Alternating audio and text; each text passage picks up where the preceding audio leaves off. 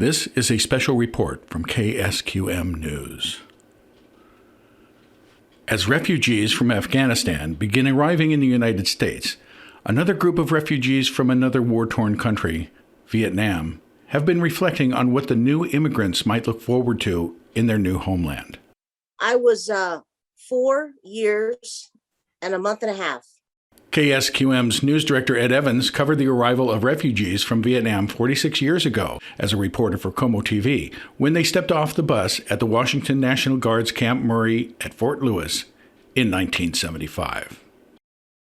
More than 130,000 refugees fleeing from Vietnam found themselves at processing centers hastily erected at military bases around the United States after the fall of Saigon. It took 36 hours for Marines at Camp Pendleton to construct a virtual city of tents and Quonset huts where 50,000 refugees would eventually be processed, but not without objections from California's Governor Jerry Brown. Former Washington Secretary of State Ralph Monroe, serving on the staff of then Washington Governor Dan Evans, remembers that time. Governor Jerry Brown was on the front page of the newspaper saying that California would not accept any Vietnamese refugees, and he actually sent his staff out to try to stop the airplanes from landing. Governor Evans was so angry at Brown's efforts to stop the refugees, he dispatched Monroe to Camp Pendleton. So that day, I flew to Camp Pendleton. I flew down to San Diego and then drove up to the base and talked my way onto the base, and then I finally found the camp where there was about 8,000 or 10,000 Vietnamese people living there then that had been brought in. They were all living open in tents, open pit toilets. It was very difficult. And by about 7:30 that night, I'd worked my way up in line to see the United States military commanding officer that was overseeing this operation. And I got in to see him, and he asked me, he said, "Do you want some of these people?" And I said, "Yes, I think we do."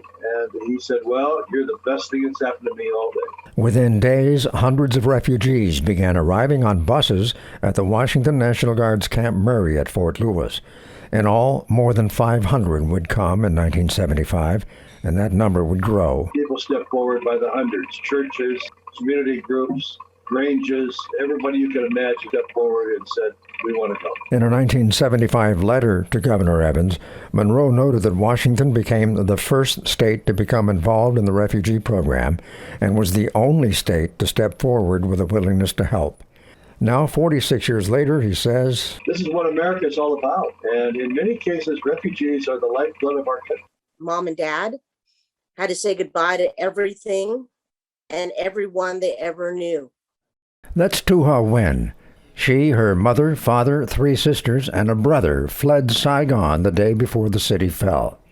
They went and said goodbye to, grandparents, their siblings, aunts and uncles, friends, lifelong friends. And they knew that it would be a tough road, but they had to do it because you have no choice. If you are an ally of the Americans, they're going to come and terrorize and murder you.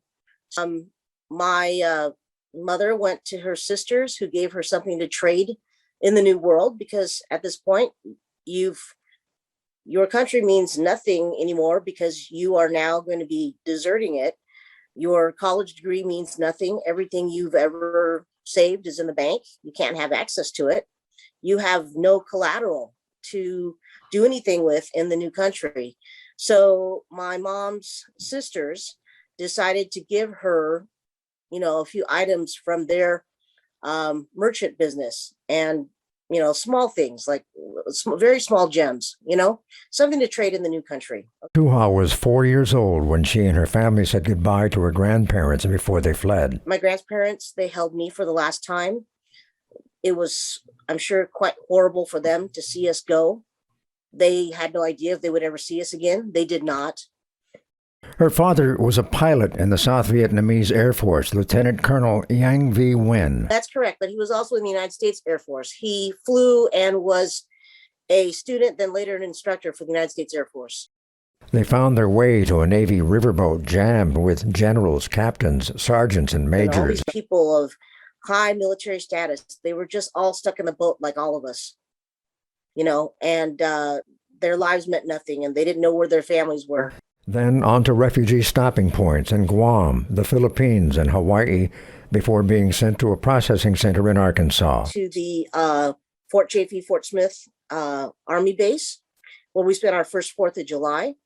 And then we were called to Redmond, Washington by a church on the east side of Seattle. Tu-Ha says following the Afghanistan evacuations on TV have tapped into a deep well of emotion. There are waves of emotions when I watch that. And I want to be very careful.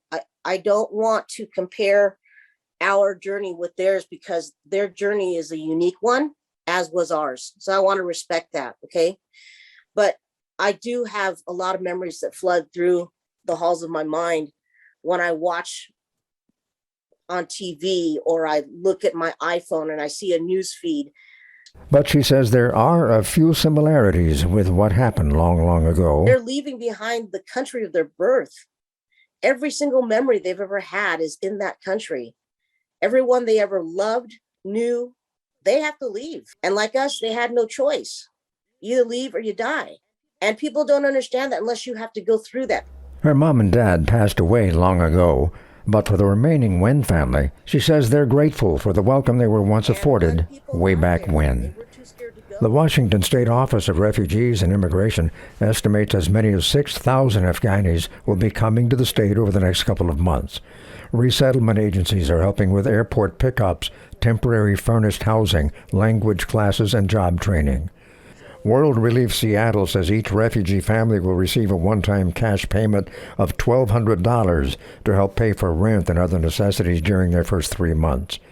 Real estate developer Fawn Johnson in Ballard says, with all of us working together, we can make a huge difference. We can welcome all those in need. It makes the country much stronger, she said. These are people who are typically the best and brightest, and they really want to be here. Yes. Just ask Tu-Ha Nguyen. This past April was our 46th year in America. Ed Evans, KSQM News.